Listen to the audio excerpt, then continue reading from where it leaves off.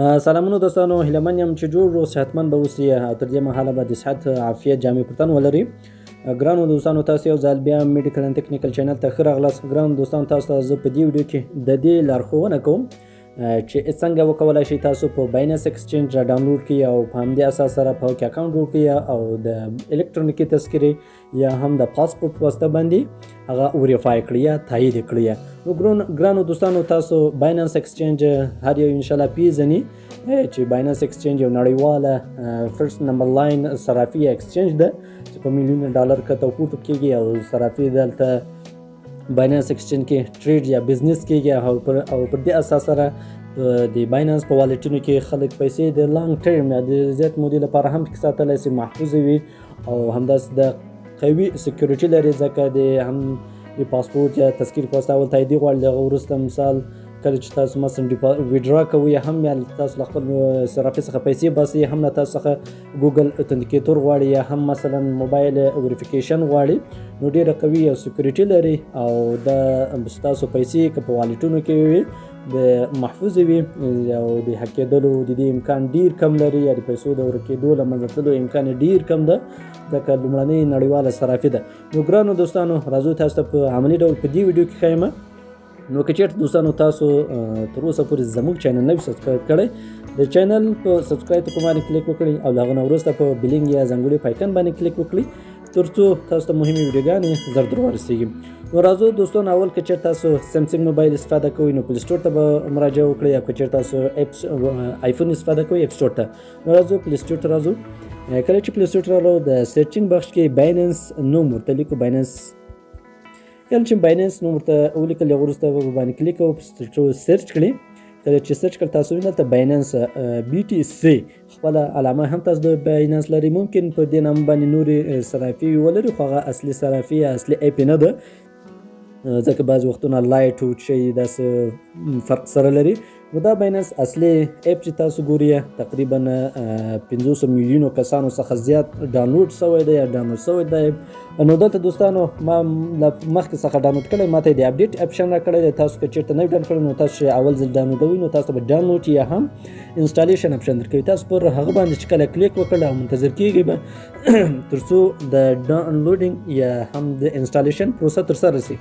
کله چې ستاسو بایننس اپ مکمل ډول باندې ډاونلوډ شو انسټال شو، تاسو به راځئ خپل بایننس اپ ته. دلته راځو بایننس اپ باندې کلیک کوو. کله چې بایننس اپ باندې کلیک وکړ دلته عمومي صفحه موږ ته راخلاصو. دا هغه د بایننس پرو صفحه ده. دلته تاسو زه پورته کلیک کوم د چپه کوینټ کې علامه باندې. دلته تاسو ګورئ دا بایننس پرو صفحه ده. که چېرته موږ بایننس لایټ صفحې ته واړو ممکن تاسو ته پر دې شکل هم راوړي دا صفحه، یعنی بایننس لایټ پر دې شکل هم یې فرق نه کوي. نو که چېرته پر دې شکل تاسو کولی شئ بایننس پرو حالت یې واړوئ. کله چې بایننس پرو حالت ته واړول نو بیرته راځو دلته چپه کوینټ دلته کلیک کوو. کله چې کلیک وکړو دلته موږ ته دوه اپشن دی، یو ساین اپ ده، یو لوګین ده.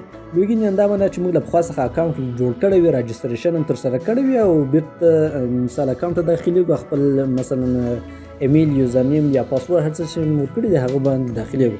اما که چېرته غواړو موږ اول ځل وي نوی ثبت نام کوو، نوی راجستریشن کوو، نو په ساین اپ باندې کلیک کوو.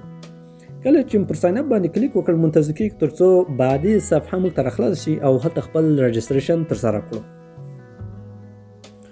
نو دوستانو، د بایننس رجسټریشن صفحې دلته موږ ته دوه اپشن نور اضافه راغلو چې یو ساین اپ ویت فون اور ایمیل او بل چې ده یا هم کنټینیو ویت ګوګل. آیا د ګوګل چې کوم هلته ایمیل یا شی تایید په هغو اساس باندې مخته ځئ که ایمیل یا موبایل نمبر ورکوئ. نو موږ پر دا اول اپشن باندې کلیک کوو. پر اول اپشن چې کلیک کوو یعنې ساین اپ ویت فون اور ایمیل پر دې باندې کلیک کوو. کله چې پر دې باندې کلیک وکړ له هغه نه وروسته موږ ته د کریټ پرسنل اکاونټ صفحه راخلاص شوه. دې صفحه کې موږ پورته تاسو ګورئ چې یو د ایمیل اپشن ده، یو د فون نمبر ده. نو موږ ایمیل څخه استفاده کوو ځکه ایمیل معتبر ده، قوي ده. نو موږ ایمیل څخه استفاده کوو. له اوله خانه کې تاسو پرسنل ایمیل ده، هغه خپل شخصي ایمیل ورکوو. له هغه نه وروسته پاسورډ ورکوو او له هغه نه لاندې تاسو یو اپشن ونیسئ ریفرل آی ډي یعنې اپشنل. پر دې باندې چې کله موږ کلیک وکړو موږ ته یوه خانه راخلاص. دلته موږ څخه یو ریفرل آی ډي هم غواړي. دا ریفرل آی ډي زه تاسو ته د دې ویډیو په سکرین پرده باندې هم نوټوم او د ویډیو په ډسکرپشن کې هم هلته تاسو ته نوټوم. تاسو کولی شئ له هغه ریفرل آی ډي څخه استفاده وکړئ تر څو تاسو باینانس تایید او هم راجستریشن په مکمله توګه ثبت ونیسئ. نو راځو اول پرسنل ایمیل ته ما زه یو ایمیل ورکوم.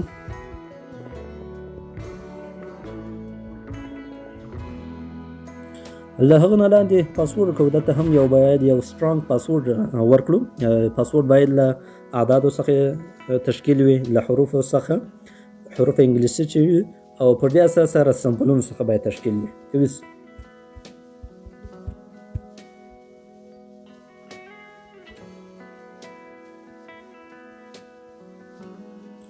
او لاندې راځو ریفرل آی ډي تاسو کولی شئ دلته هم مثال په نظر کې سره ونیسئ. که چېرته په دقیق ډول باندې تاسو نیولی سئ نو دلته هم تاسو کولی شئ ریفرل آی ډي چې د کوم دا زه لیکم په هغه اساس سره تاسو باید ولیکئ. یعنې کوم حروف چې واړه دي کوم حروف چې غټ دي د انګلیسي په هغه اساس باید تاسو ولیکئ. مثلا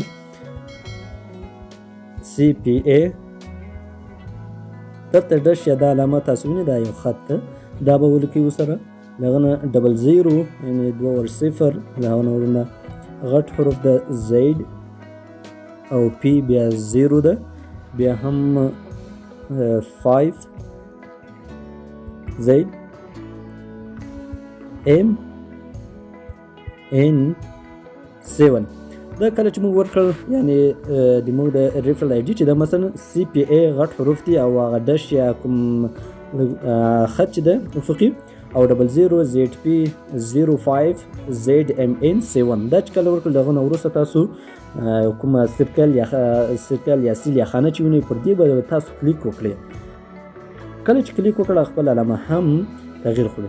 له هغه وروسته تاسو په دې دومره خانه که چېرې درکړل شوی په دې باندې هم کلیک کولی شئ. بعضې وختونه دومره خانه نه وي نو یوه خانه چې وي پر هغه به کلیک وکړئ. هغه چې ټیک مارک شو تاسو په کریټ پرسنل اکاونټ باندې کلیک وکړئ. نو لاندې دوستانو په کریټ پرسنل اکاونټ باندې کلیک کوو.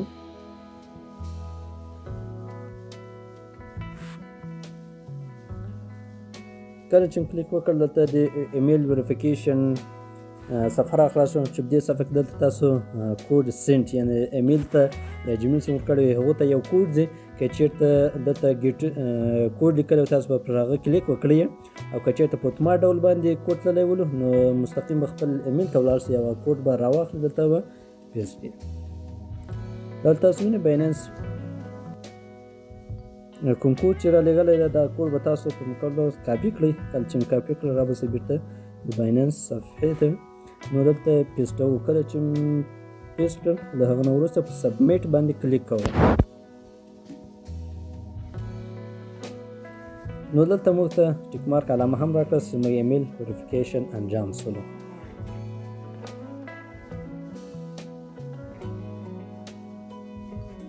نو دلته منتظر کېږو کوم د دوی پالیسي کوم سکیورټي یا کوم صفحې چې راخلاصېږي د هغو مطابق عمل کوو. Verify your identification to enjoy your Binance Unique Free account. You have completed your account verification. دلته بعض وخت په اتومات ډول باندې دا صفحه راخلاصېږي یعنې دلته کله چې باینانس اکاونټ جوړ شي دا لاندې تاسو وینئ ټیک مارک علامه باندې یعنې کریټ اکاونټ دلته موږ ته لاندې لیکلي See you have completed your registration یعنې تاسو خپل ثبت نام یا اکاونټ جوړ کړل. له هغه نه وروسته بیا د اکاونټ وریفیکیشن صفحه ده یا د اکاونټ ویریفای کونه ده. نو دا په دې ډول که چېرته صفحه راخلاصه شوله نو تاسو پر اکاونټ ویریفیکیشن کلیک وکړئ او که نه و بعضې وختونه هلته عمومي صفحه راخلاصېږي نو عمومي صفحه د باینانس کې کوم اول سر کې چې هغه پرو باینانس لیکلی په هغو سر ورته انوریفاید اپشن لیکلی وي چې انوریفاید باندې تاسو په هغه باندې کلیک وکړئ او تاسو ته پرسنل انفارمیشن راځي. پرسنل انفارمیشن تاسو به خپل هغه مشخص معلومات د تذکرې یا هم د پاسپورټ ورکړئ. نو اوس زه راځم دلته په ویریفای ناو باندې کلیک کوم.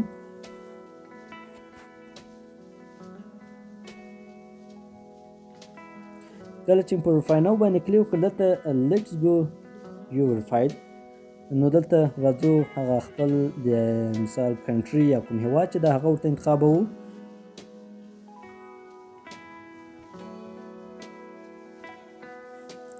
دلته مثلا زه ورته لیکم افغانستان،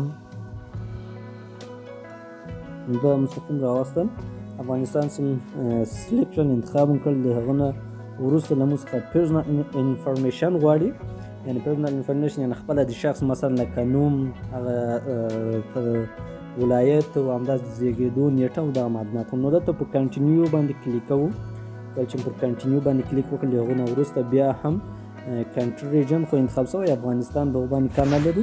لږ نن دلته اصلي نوم ورکوو، مثال دلته ورته لیکو مثال احمد.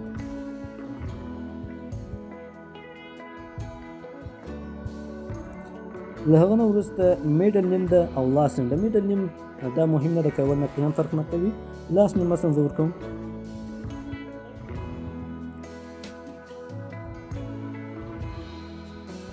احمدي. له هغه نه وروسته تاسو ته درې خانې نورې هم داسې یو ډیټ آف بیرت ده چې په دې کې مثلا تاسو د اوله کې کال ولیکئ، دوهمه کې میاشت ولیکئ او دریمه کې ورځ. دا به تاسو له کوم نظره لیکئ.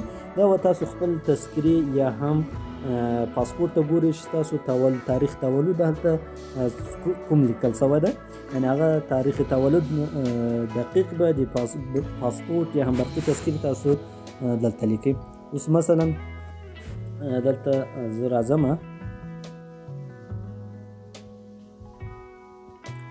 نو دلته دوستانو مثلا د 1992 میلادي کال د 4 میاشت مز دلته یو تذکره ده. زه د هغې پر اساس د تاریخ لیکم د 5 میاشتې اول تاریخ. نو دا دوستانو هغه ډیټ و، مثلا کال چې ولیکل شو. له هغه نه وروسته موږ باید په کنټینیو باندې کلیک وکړو. دلته پورته نه پوهېږم کوم اپشن پاته ده چې ولې ښه پورته مو په اول سر کې افغانستان باید دلته هم انتخاب شوی وای. نو افغانستان کنټري په اول سر کې هم هلته مخکې بعدي تېره صفحه کې هم موږ افغانستان ورته انتخاب کړو. په دې صفحه کې موږ افغانستان باید انتخاب کړی وای په سر کې، خو ما اوس هلته کنټینیو اپشن ډي اکټیو و، یعنې فعاله نه ولو. نو کله چې ما افغانستان دلته هم ورته انتخاب کړو نو له هغه وروسته ما کنټینیو باندې کلیک کوو.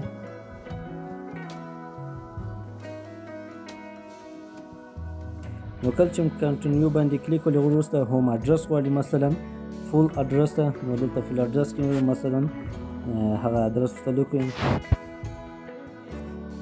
فرض مثلا ورته لیکئ کابل فورت پلان. نو دلته تاسو هر ادرس په انګلیش ورته ولیکئ، د ولایت و ناحیه یوه کوڅه یا هر بخش چې ورته ولیکئ فرق نه کوي. دلته پوسټل کوډ ده. پوسټل کوډ به تاسو له کومه کوئ؟ پوسټل کوډ به تاسو ګوګل ته ځئ. ګوګل کې به سرچ کوئ مثلا پوسټل کوډ آف کابل، یعنې هر ولایت که ننګرهار وي که غزنی وي که کابل وي، مثال مزار شریف وي، هرات وي، کندهار وي، یا خارج کې هر ایالت چې تاسو اوسیږئ هر ښار کې نو د هغو ښار مثال زیپ کوډ یا پوسټل کوډ به ګوګل کې ورته لیکئ او هغه به را کاپي کوئ او دلته به یې پیسټوئ. راځه زه تاسو ته په همدې ډول ښیم.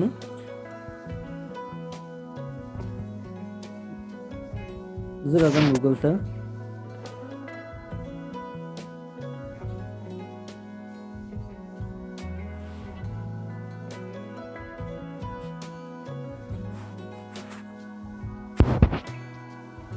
درته ورته لیکم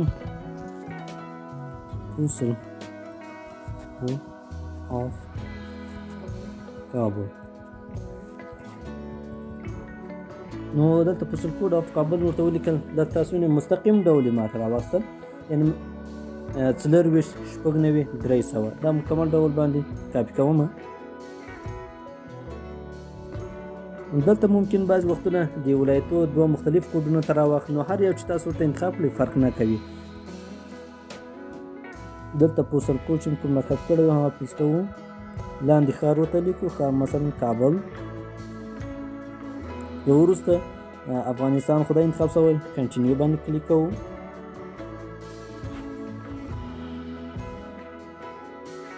نو کنټینیو باندې چې کلیک کړو له وروسته د ډاکومنټ وریفیکیشن یا زموږ د برقي تذکرې یا هم زموږ د هویت د هغه پاسپورت د هغه وریفیکیشن یا تاییدي صفحه راخلاص شوه.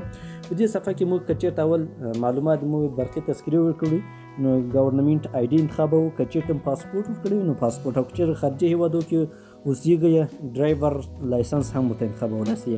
نو دلته اوس راځم ګورنمنت آی ډي یا هم تذکره ورته انتخاب تذکره په دې سرکل یا آیکن دې خانه باندې به کلیک وکړئ تر څو ټیک مارک. کله چې ټیک مارک لږ وروسته به لاندې کنټینیو باندې کلیک وکړئ.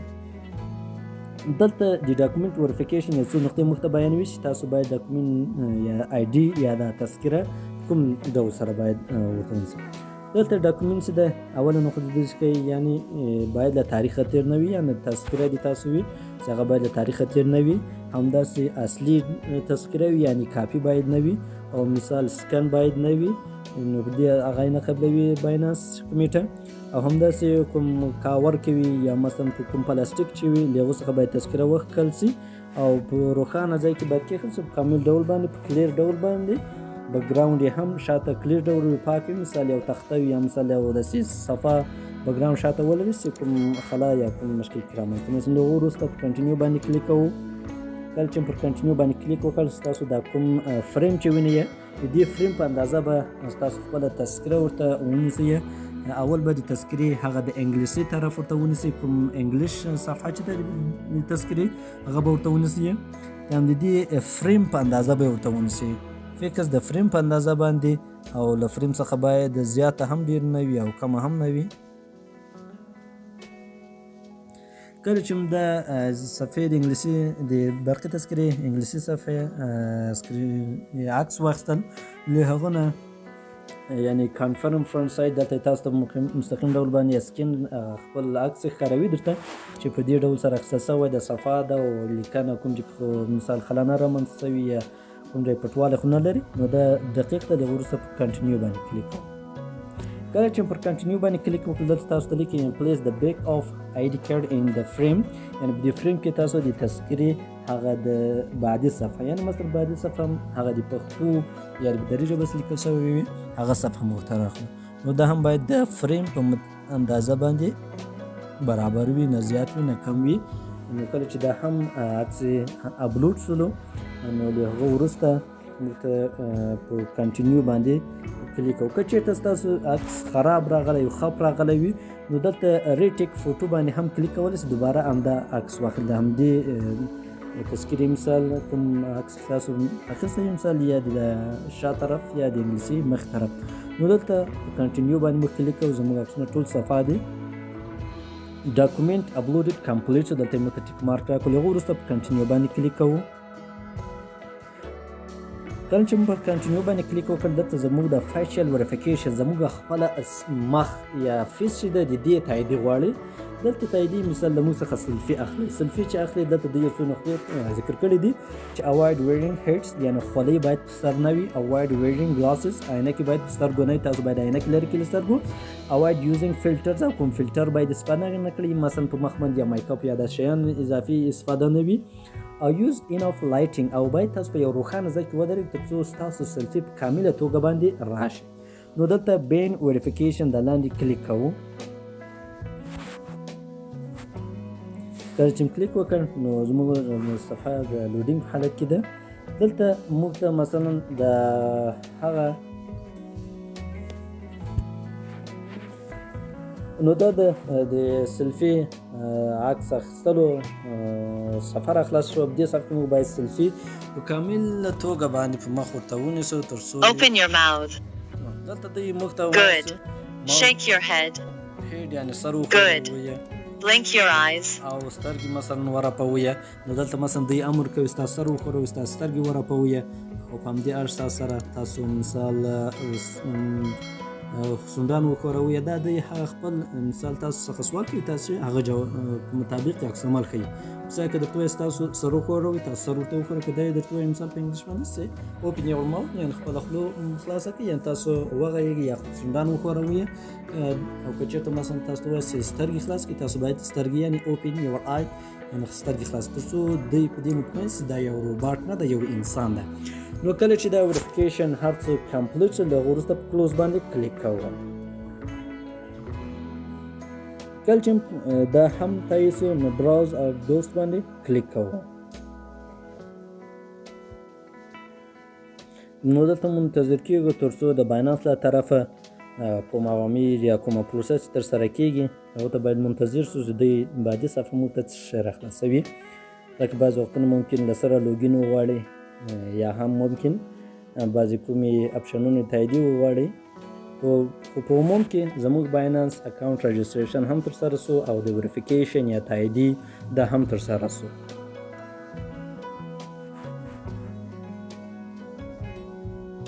دا ویني موږ ته باینانس لوګین یعنې دوباره د لوګین اپشن هغې موږ باید باینانس خپل اکاونټ ته دوباره ځلې لوګین سو.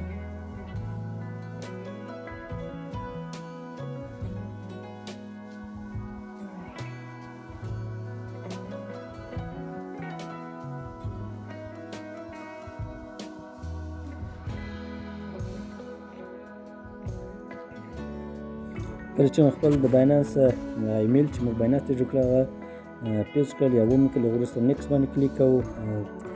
نو دلته دوستانو د باینانس د اکاونټ پاسورډ ورکوو.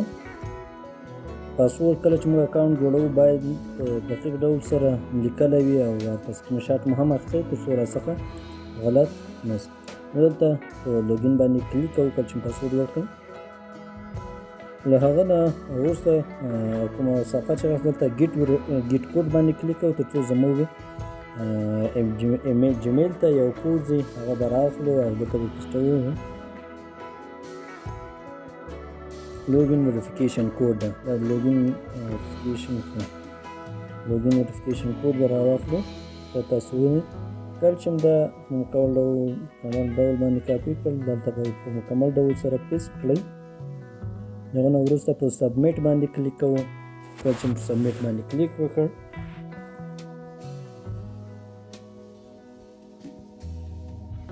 دلته وینئ دوستانو ماته ویل چې ایډنټیټي وریفیکیشن فیلډ یعنې ستاسو تاییدونه سیده ناکامه شوله.